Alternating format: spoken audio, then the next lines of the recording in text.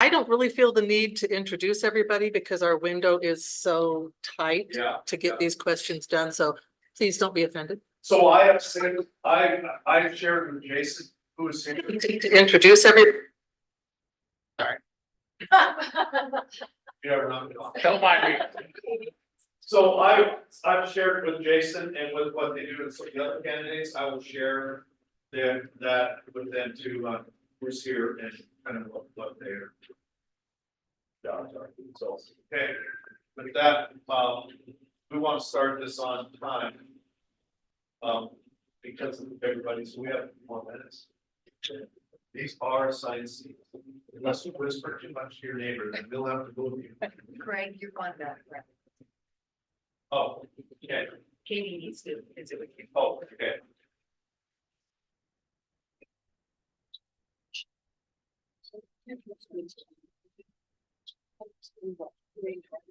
Were they given the candidates shared this document?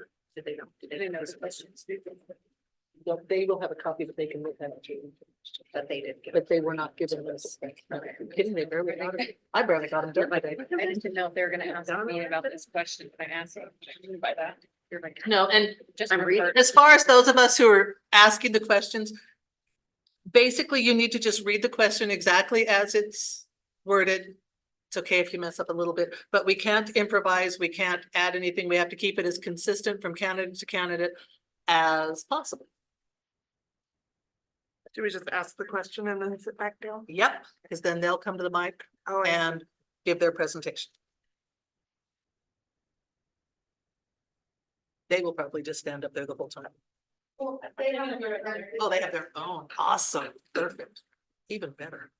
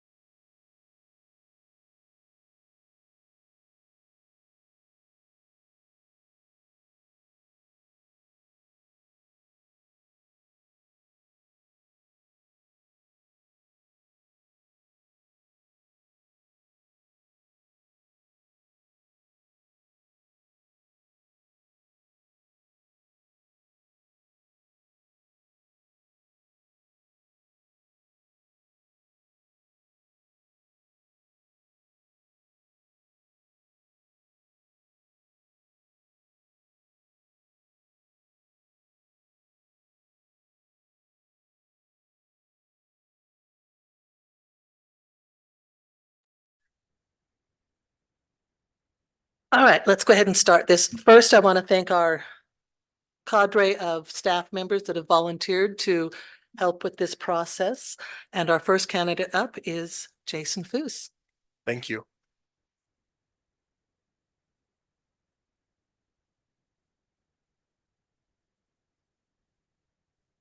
All right, your first question is, how would you describe your leadership style and how do you motivate staff to achieve goals? I would describe my leadership style as differentiated. So situations call for different types of leadership. And I'll give a couple of examples. Really proud of the work that the district has done the last couple of years in response to the IBN negotiations. A couple of years ago, staff brought forward with some concerns where they were on the salary schedule. And I think it was organizational leadership where we were able to work towards improving some of those issues. Last year, again, an organizational leadership style, we were able to have a committee that talked about leave. And I think we really did some nice things with leave. And we also showed the staff, if you've been here for a certain amount of time, your leave was improved. We adjusted some things with maternity and paternity. But not to talk about those examples too far, my leadership style is differentiated and it adjusts based on what kind of leadership is needed at the time. Another example that I may give is, let's say the district is in crisis. Heaven forbid that there is a tragedy happening at a building or we have someone trying to do harm for students. That is not the time where you want to assemble a committee and do some things. The leadership style at that point needs to be directive and moving forward and mitigating harm to students and those things. So the leadership style adjusts based on what type of leading is needed at the time. How do you motivate staff? There's a lot that goes into motivation, and my philosophy is motivation happens from within. It really doesn't necessarily need to happen from the superintendent or others, but my approach will be trust, allowing staff members to innovate and to do the things that they do in the classroom. And I think that is incredibly motivating, is when you extend trust to the staff and you believe in them and you make every attempt to inspire them. I think that's when the greatest motivation happens. And so those are my strategies, extending that trust and believing in folks to do the job that they do, giving them parameters and supporting them with the necessary resource. So that's how I would motivate folks. Okay. Question number 2. What is your vision for the future of the school district and how do you plan to implement it? Well, in this day and age, we know that folks are just not going into education, and we're seeing less people pursue education, and we're seeing some tough times with inflation and all of the factors that we have going on. So my vision out of the chutes for the district is to value and retain our key employees. It really is. And Sweetwater too, I think the last decade or so has really done a nice job with that. I see that as a very important thing right now, because when key people and our key employees leave, A to Z, support and certified, it's hard to replace them. And we have a lot of talented individuals here, and I see that as something that is very important, a vision that I would have. The second point that I would have is continuing the long legacy of positive student outcomes. I know that over time, we've seen exceptional results with our student achievement, and we need to sustain that and build on that. Since the pandemic, one thing that is an added element is understanding the whole child, mental illness, and making sure that people feel safe and taking care of them. I think that's an added element that the district and certain departments has done an excellent job. So we need to sustain those too. And I think, how do I plan on to implement that is, number one, supporting the already exceptional systems we have in place. I think that there is going to be some necessary support in the next few years with the curriculum. it's going to be real stressful having a new curriculum and going through all of that PD. So I think a support piece might be, don't put more on the plates of those who are learning the new curriculum. But the more we can make folks feel valued and want to be here, the better off that we're going to be. In terms of sustaining the academic excellence and the whole child support that we have began and done a nice job in the district, is, again, we need to identify the things that are going well. And at our elementary levels, I think the PLCs are exceptional. Folks are talking daily about how we can best serve students. At the middle school, we have the academies, or we have groups of teachers, although different subjects areas, really getting to know certain kids. And I think that's paying dividends, going to be going into the second year here.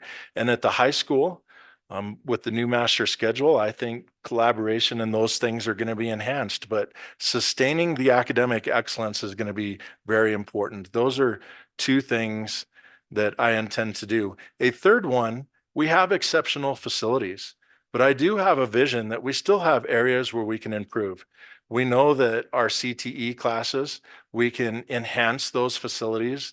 And I think it's time that we look at doing so. I think we've done good things with our facilities, but I would like to enhance them and using creative budget ideas to potentially make that happen. So my vision for the district is this: not to upset the apple cart, for lack of a better analogy, but to more add the bricks to the wall of the already excellent legacy that's been happening here for 20 years. It's a contribution, but we're in this together and people need to be filled, valued, and respected.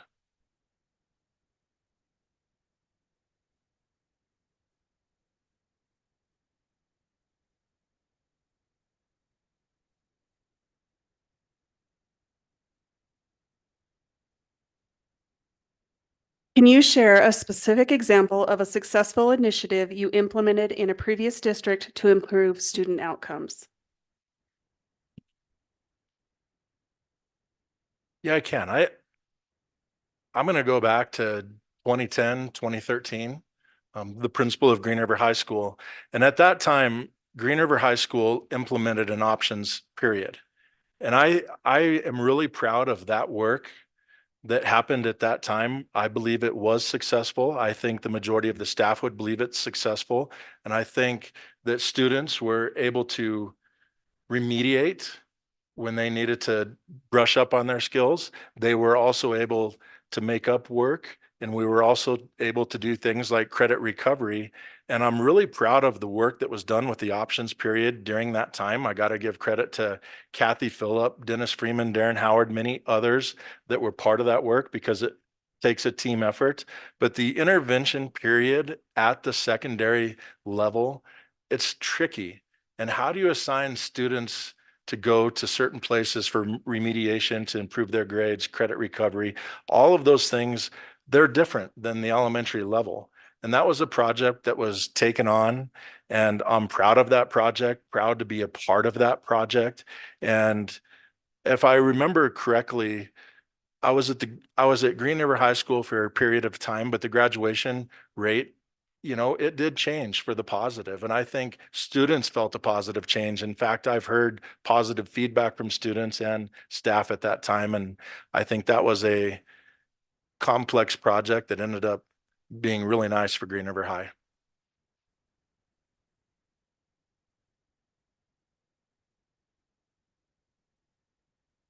How do you approach balancing budget constraints while maintaining high-quality educational programs and resources?